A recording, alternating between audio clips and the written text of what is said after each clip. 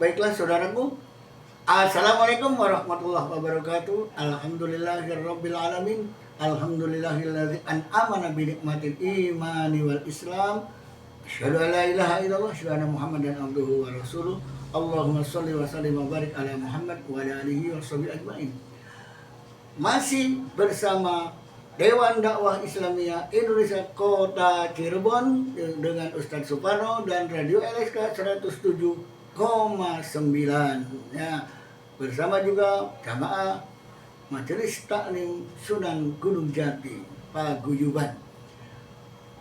Para pemirsa sekalian dan saudara-saudara di mana saja berada, ya, momen masih Idul Adha 27 Mei 10 Dzulhijjah 2026 dan 1447 Hijriah. Kali ini kita pada momen Idul Adha ya akan menelusuri tentang warisan leluhur. Asik nih ya. Warisan leluhur. Apa itu leluhur? Sesuatu yang dianggap yang dipertuakan, yang dituakan, ya, yang luhur, yang terus ya sampai kepada ujungnya. Siapa ya yang menjadi cikal bakal leluhur itu? Tiap-tiap kampung, suku, bangsa dan sebagainya itu beda-beda ya mungkin anunya. Nah, di dalam Islam ada istilah, kita juga harus ya bisa menyikapi leluhur ya. Leluhur. Nah, kita bicara kota Cirebon sajalah yang bisa dijadikan leluhur, yang nanti bisa dikaitkan dengan leluhur ya. Apa yang telah dikembangkan, diajarkan, disampaikan oleh Nabi Ibrahim terus sampai kepada nabi sampai Nabi Musa, Nabi Isa dan Nabi Muhammad. Itulah ya yang kemudian rentetannya bisa menjadi leluhur. Siapa yang paling luhur? Nah, begitu ya. Demikian saudaraku ya. Leluhur ya. Leluhur ya. Untuk Cirebon itu kita mengenang leluhur kita ya, Sunan Gunung Jati kan gitu. Majelis Taklim Sunan Gunung Jati di sini ya. Ya, Sunan Gunung Jati. Sunan Gunung Jati itu leluhur kita, kota Cirebon ya, yang bisa juga digabung dengan kabupaten ya. Di mana leluhur kita punya wasiat, pesan, insum titip tajuk lan fakir miskin. Itu kan warisan leluhur tuh, amanah leluhur ya. Yang kemudian ada sesuatu hal yang berkaitan kemudian berkepanjangan sampai sekarang sudah hampir misalkan 600 tahun lebih ya. 600 tahun kalau dari 1400-an atau 1500 kan kurang lebih sudah hampir 600 tahun lebih ya. Leluhur kita Sunan Gunung Jati. Siapa beliau? Beliau adalah anak dari Rara Santang. Ya. Siapa Rara Santang itu? Masih saudaranya Walang Sungsang Kiai Santang. Ya. Nah, Rara Santang Walang Sungsang Kiai Santang adalah anak daripada Prabu Siliwangi. Jadi kalau Sunan Gunung Jati sebagai cucu Prabu Siliwangi ya, yang memiliki karakteristik keislaman, sementara kakeknya yang dulunya memiliki ajaran leluhur, kemudian meminang Nyi Subang Larang di Kerawang ya, masuk Islam, terus punya anak ya, Rara Santang Walang Sungsang Kiai Santang, tapi akhirnya kembali lagi kepada ajaran semula, meninggalkan Islam, murtad kembali. Nah, apakah Sunan Gunung Jati dan kakeknya itu nyambung dari keleluhuran, sehingga kalau ditarik ajaran leluhur ya, orang Bandung, Maung Bandung, orang-orang Pajajaran dan orang Cirebon dihubungkan dengan tali keturunan, ya itu memang iya keturunan. Tapi kalau dihubungkan dengan nilai-nilai luhur yang apa yang diajarkan masing-masing oleh kakeknya dan para pengikut-pengikutnya, demikian juga cucunya Sunan Gunung Jati dengan pengikut-pengikutnya, apakah nyambung? Nah di sini ya, kalau ada upaya bagaimana menyambungkan leluhur daripada Pajajaran disambungkan kepada apa yang ada di Cirebon, budaya Cirebon, situasi Cirebon, ya sehingga menjadi sebuah keleluhuran yang akhirnya menimbulkan sesuatu hasil dari proses adanya budaya, adanya kreativitas dan sebagainya, yang kemudian dijadikan sebuah pengembangan, ya memajukan sebuah daerah yang ada kaitannya dengan leluhurnya. Kalau tidak ada persoalan apa-apa, tidak ada hubungannya dengan keyakinan, nilai-nilai keimanan dan keislaman, it's okay, no problem. Demikian ya. Nah makanya ya, kalau kita ditarik leluhurnya Sunan Gunung Jati adalah dari garis ya ibunya yang kawin dengan tokoh agama di Mesir, di sana saat menunaikan ibadah haji, kemudian ibunya Sunan Gunung Jati itu ya dibawa ke Mesir dan melahirkan Sunan Gunung Jati, sudah besar dikirim oleh ibundanya untuk berdakwah di Jawa. Nah, itulah leluhurnya Sunan Gunung Jati, ibundanya, ayahandanya, terus sampai kepada para tokoh-tokoh, ulama-ulama sampai pada kemudian pada Rasulullah dan seterusnya kepada Nabiullah Ibrahim. Nyambung. Kenapa? Karena warisan leluhur Nabiullah Ibrahim yang sampai sekarang dilaksanakan oleh semua orang, termasuk Sunan Gunung Jati, melanjutkan cita-cita leluhur daripada Nabi Ibrahim yang kemudian diteruskan oleh Nabi Muhammad dan oleh kita-kita sekarang. Luar biasa ya, istilah itu nyambung. Jadi ajaran leluhur itu sebuah ajaran yang paling baik, paling halus, paling luhur, paling agung, yang kemudian menyentuh nilai spiritual, menyentuh karakter dan seterusnya. Sehingga apa? Sehingga kalau Nabi Ibrahim ya memiliki warisan, ya apa warisannya? Ka'bah. Apa warisannya? Bukit Sofa dan Marwah. Apa warisan kemudian Bukit Sofa dan Bukit Marwah, kemudian juga Padang Arafah. Nah, semua apa yang terjadi Nabi Ibrahim itu dijadikan sebuah ritual haji ya di dalam tuntunan Islam yang dibawa oleh Rasulullah. Itulah warisan leluhur daripada Nabi Ibrahim. Ka'bah ya ditinggikan, direhab, direnovasi oleh Nabi Ibrahim dan Nabi Ismail. Ya konon katanya Ka'bah itu sudah ada di zaman Nabi Adam. Makanya Quran menyatakan wa idh yarfa'u Ibrahimul qawaida minal baiti wa Ismail Rabbana taqabbal minna innaka antas samiul alim. Ya. Dan saat Nabi Ibrahim beserta Nabi Ismail meninggikan Ka'bah, merenov, membangun kembali, ya, menata kembali Ka'bah sebagai apa? Sebagai rumah yang pertama kali dibangun, tempat ibadah. Berarti pertama kali ya zaman Nabi Adam. Mungkin tata caranya bagaimana beribadah beda, ya ada mirip-mirip kesamaan. Oke, ya gimana nih? Nyambung? Ya. Kenapa?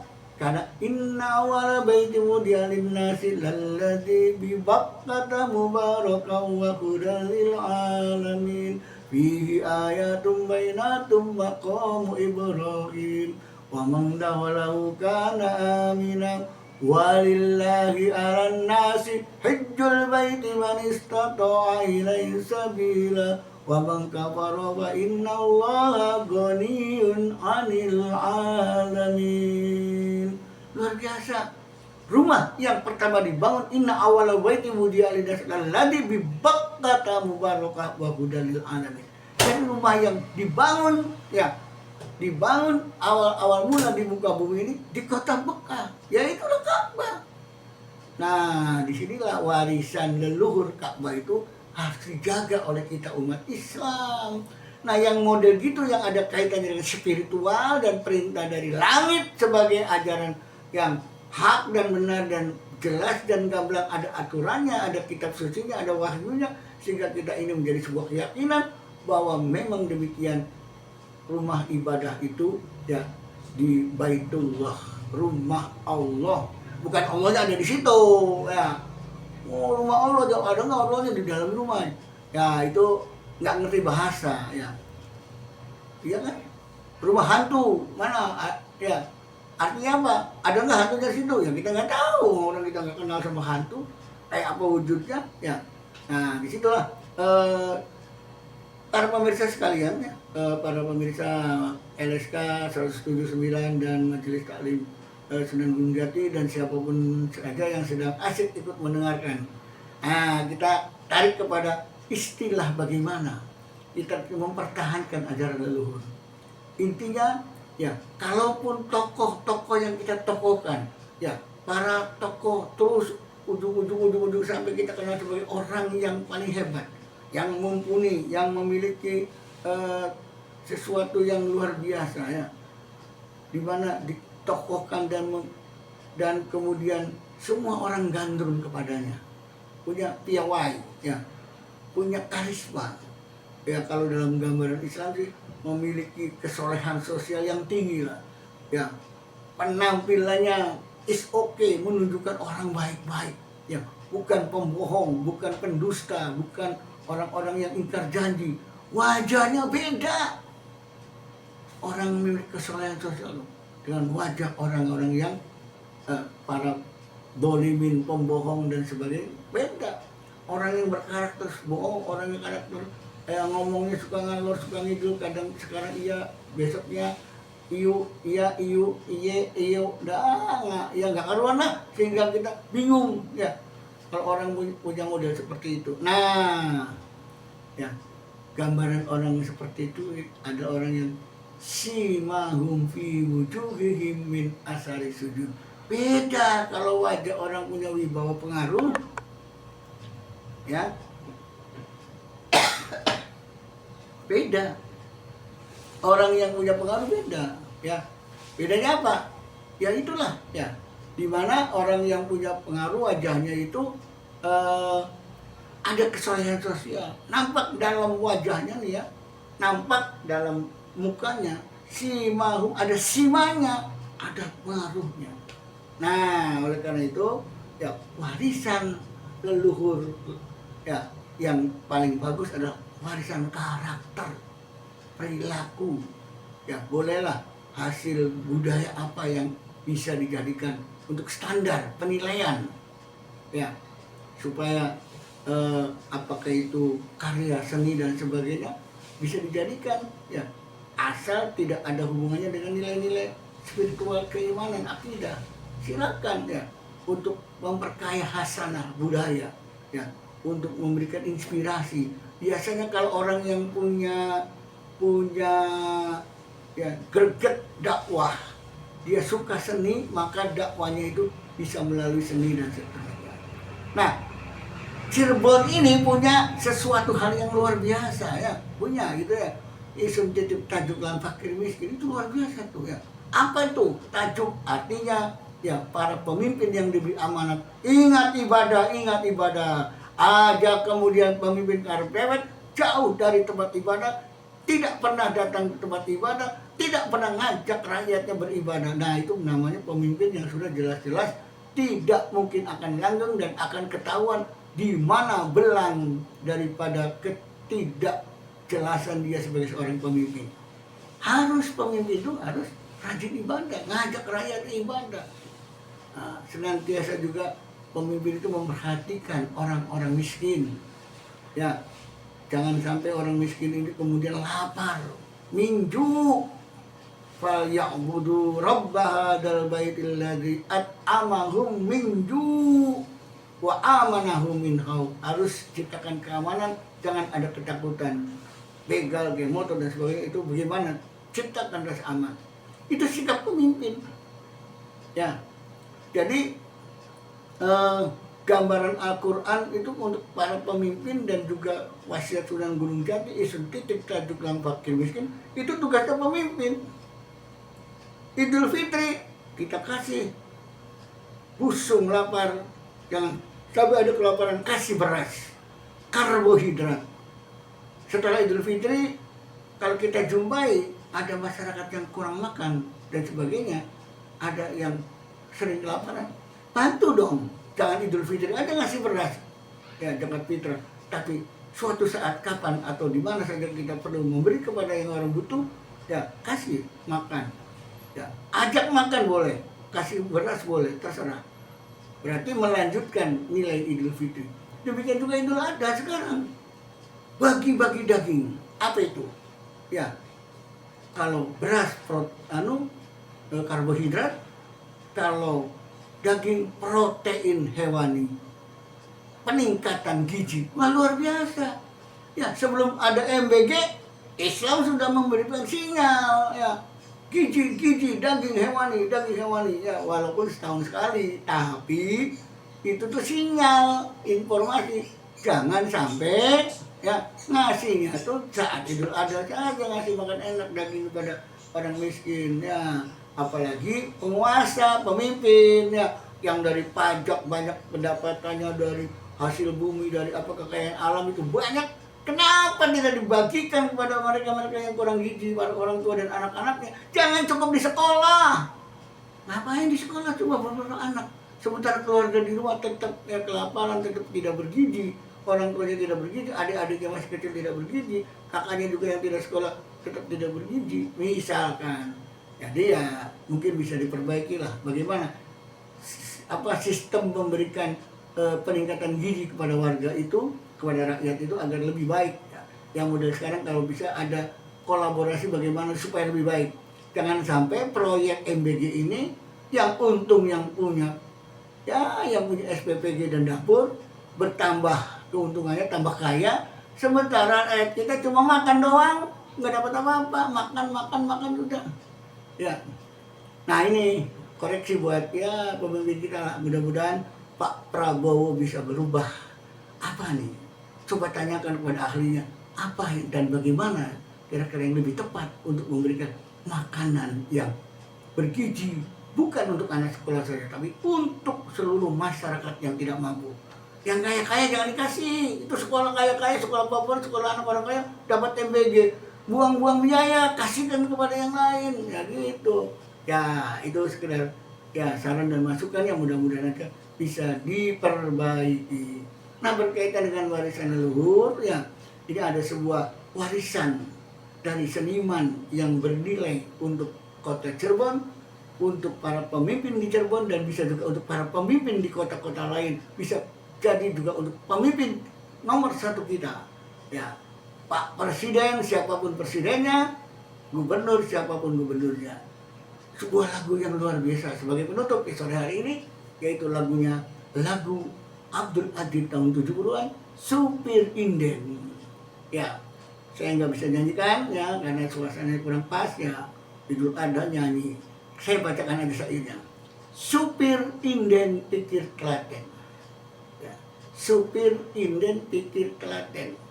Sopan gampang ning penumpang, eling minggir lan nyimpang, lalu lintas ning dalan, ya.